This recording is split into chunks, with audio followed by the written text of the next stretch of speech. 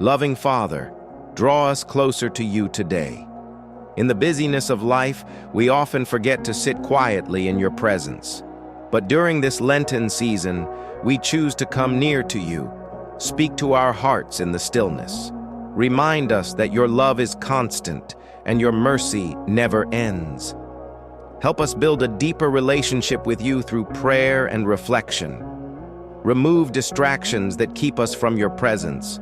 Replace them with a hunger for your word. May we desire time with you more than anything else. Let our hearts be attentive to your guidance. Let our lives reflect your light. Let our actions show your love to everyone we meet. Thank you for always welcoming us back with open arms. We rest in your presence today and always. Amen.